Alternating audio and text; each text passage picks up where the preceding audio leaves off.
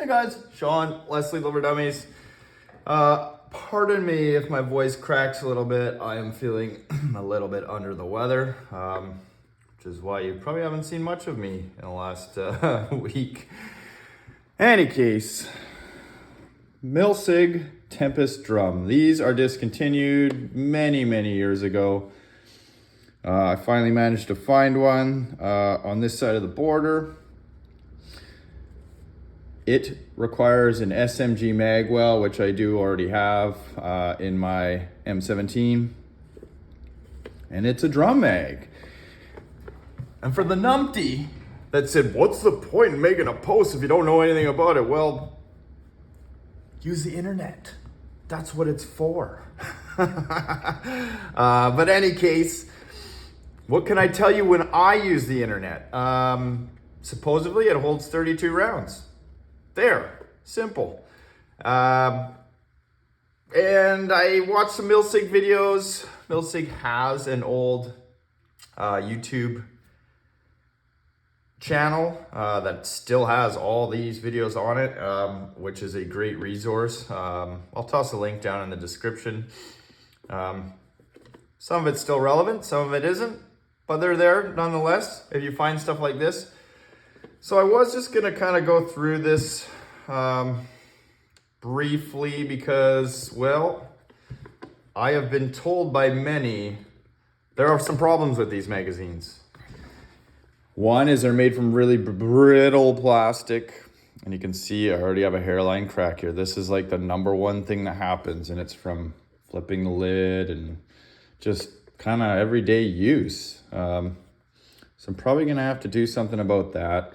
Another thing that is common in these is the latch breaking here, and from what I gather watching the Milsig videos, it's from people just snapping it shut.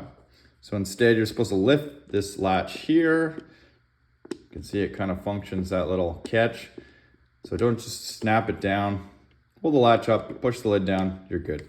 The other thing that breaks is the clock spring, which is the winder essentially, because this magazine you have to wind up to tension. And the other is many dry releasing these mags, but just like any magazine, if you dry release these, the follower can run up into the neck here and break all kinds of stuff. So I'm going to put some extra tension on this because I know it's set for paintball based on the kind of bit of paintball crud that I saw in there. And this thing can be a little tricky to get open here. So the latch is good on mine, I can tell you that much. There we go. There you go, that's the inside. Feed channel, I can't remember what that's called, but then we got here the feed link, which is how I'm gonna set my tension. And I'm also gonna just toss some lube in the clock spring on this side. So I'm gonna grab a flat head screwdriver here, grab my feed links. This is clockwise to unscrew. And then your feed link comes off like that, and not my dog hair in there yet. And I'm gonna add 2 turns of tension to this. So taking note of where your bar is here, I don't know, I can't remember what it was called. I just watched the video too. So I'm gonna add 1. Oh, I gotta make sure it doesn't hit this little catch here. So that's 1 full turn of tension added.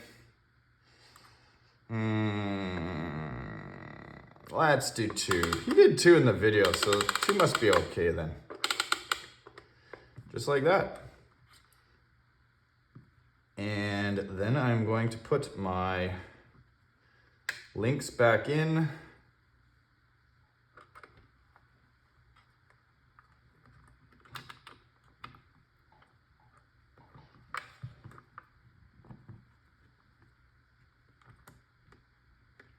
And then it's counterclockwise, obviously, to tighten this back down.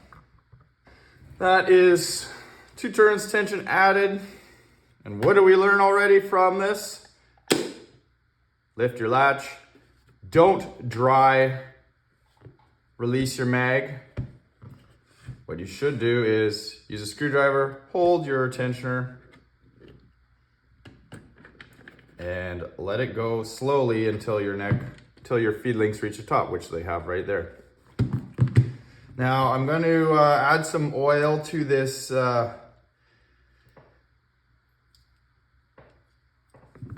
spring here. Now there are 2 set screws in the side. Yes, 2.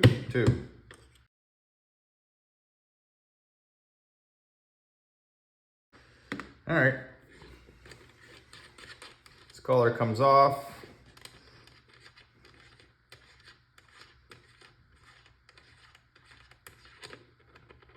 Like that. And then you can just pull this wind plate off here,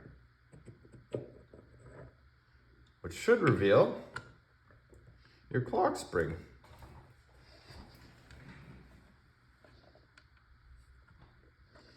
And it is pretty dry in there. So I guess what happens here is a lot of times this ear breaks here, this little kind of bend in this. In this case, well, mine's not broken. You can usually tell because when you can wind the mag, it's not broken. The other thing that breaks here too is this lock.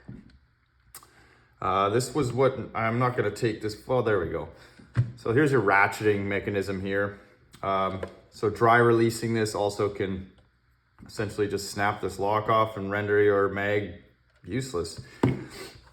At this point, if I break anything on this mag, I'm probably gonna have to find a donor mag. There are some parts kind of out there, but you know, it's a risk you take when you buy discontinued stuff, but it's something I always wanted. So here we go. Just gonna put a little bit of lube in here. Just kind of get it in everything that it needs to be in. I don't really care if I put too much. And that's good. Didn't see anything about lubing your ratcheting mechanism here, so we are not going to. Just drop it back on, just like that. Put my collar back on here.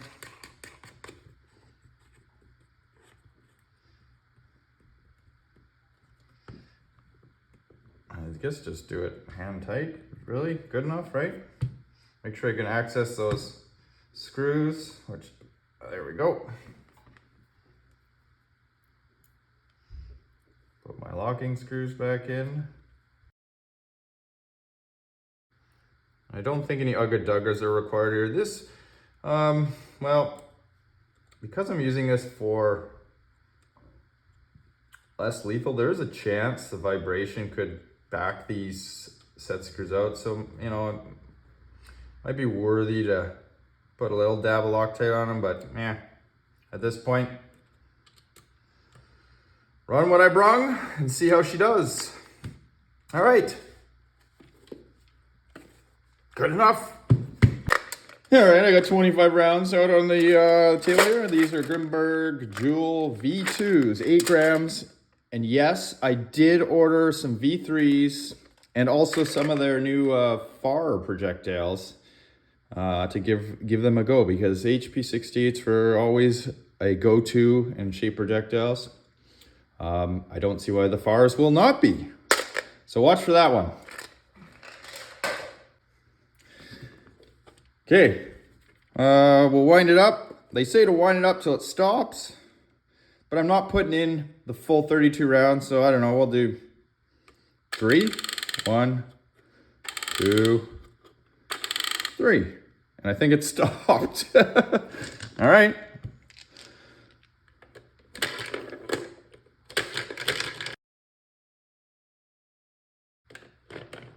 So that was 25, and I can still, oh yeah, I can still get more in there. So what I don't want to do here, I don't want to slam this into the marker like this either.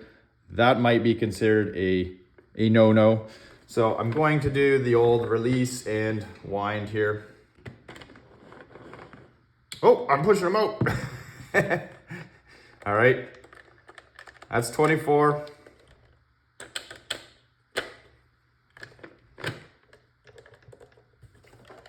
That is 25.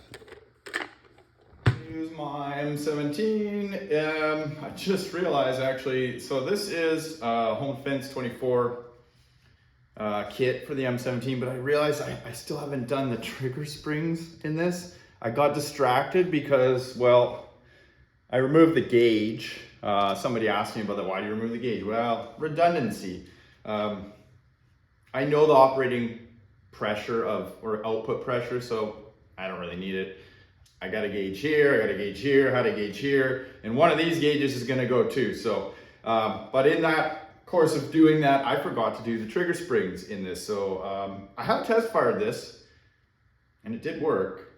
So I'm hoping it will here for you guys after doing all that work to the drum mag. What am I using? Grimburg 7-inch A5 barrel. Thanks, Kurt. He did that one for me. I got a Vector Cross foregrip Valken SMG magwell, which you need to accept. It's like a TIPX mag essentially. Knockoff Cuban buttstock.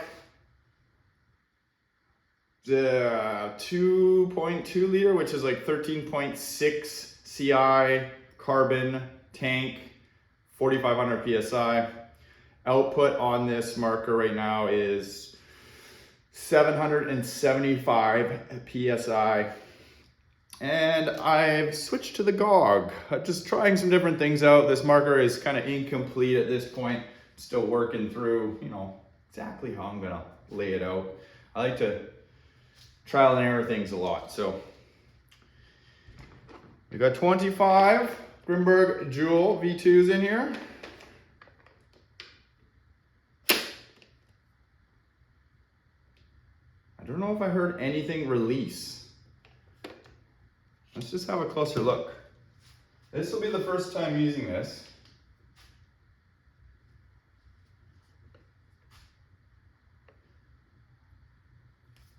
I don't think the mag released. It did not. So,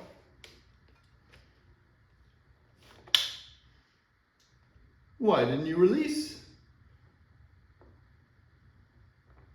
Maybe I didn't slab it in hard enough.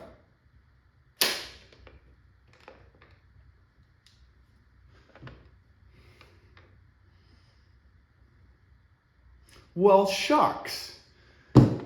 Technical difficulties. Be right back. Okay, well, there's something I didn't catch in the Milsig video, and that is when you're reassembling this, don't tighten this little collar too much, as I did. It was actually binding the release and it wouldn't release. So I just backed it off, kind of just twisted her up till it just stopped and then aligned so I could get the flats here. And that was enough. It's really just retaining the winding mechanism. It doesn't need to be super tight. One other note, this kind of bottle setup I have here, I've noticed, so it's capable of filling to 4,500 PSI. I filled to 4,500 once or twice or maybe 6 times, and I find the marker, all my gauges, they all bleed down to 3,500. So for whatever reason, it really just likes to be at 3,500, and I have read, you know, on these types of large or higher pressure bottles, you know, 4,000 is adequate. So 4,000 is what I have this filled to right now. Or what is that in bar? 25, 250 bar. Try number 2. Listen for the release. There we go. That is what I wanted to hear. First time for everything, live and learn. That's why you gotta try things out. All right, fired up.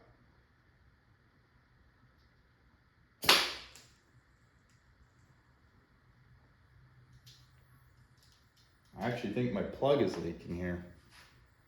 That's a bummer. Well, we're just gonna go through it anyways. I'll just chrono a few and we'll see if we get through this whole drum.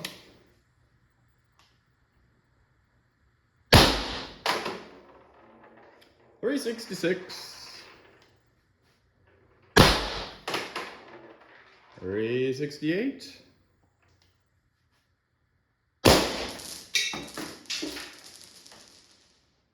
Did you see that? The whole drum just popped open.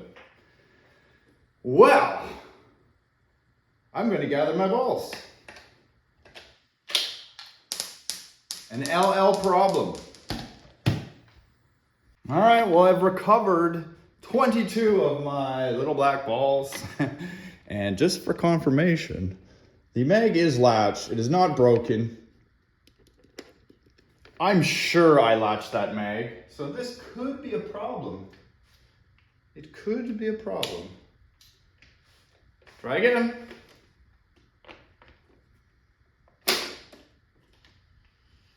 What I don't want is the mag to fall out. Whatever. It is what it is. Air it up again. Chrono a couple.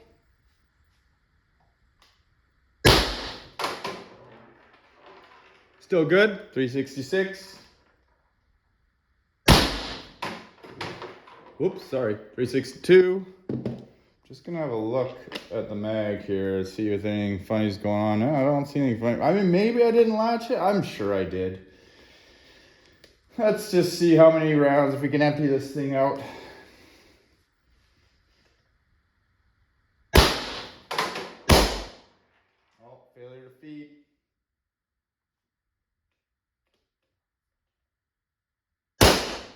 Failure to feed.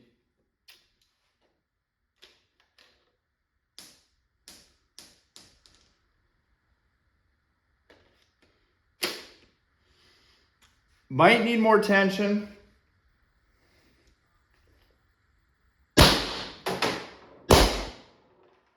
Failure to feed. Okay, one more try. I'm just gonna dump this out. I'm gonna wind this up a couple more turns and we'll see if we can't get this thing to feed. Number 3, there are 18 rounds remaining. I had 2 more winds on this. I don't know how many more winds I'd actually want to put on it. As I mentioned earlier, broken clock springs.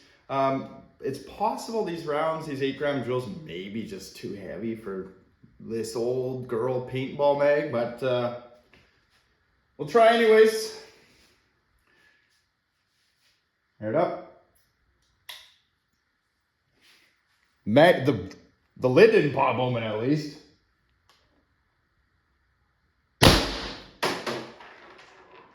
$358. Yeah, you get it. We're still up there.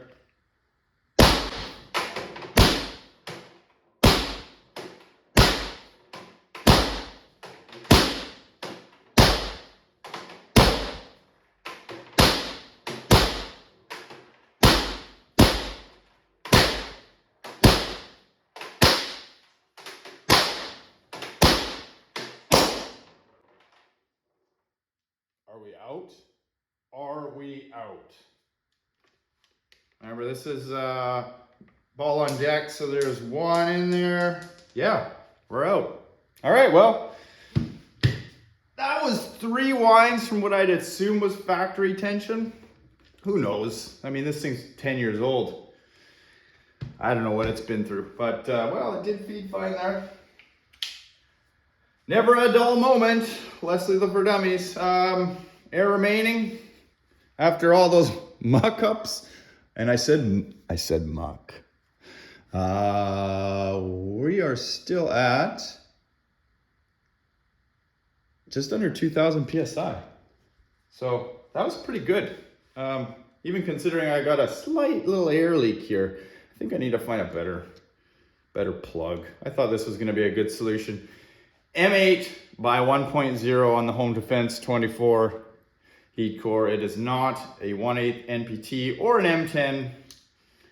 It's an oddball, of course. Well, there you have it. Hope you found that amusing. First time ever running one of those things.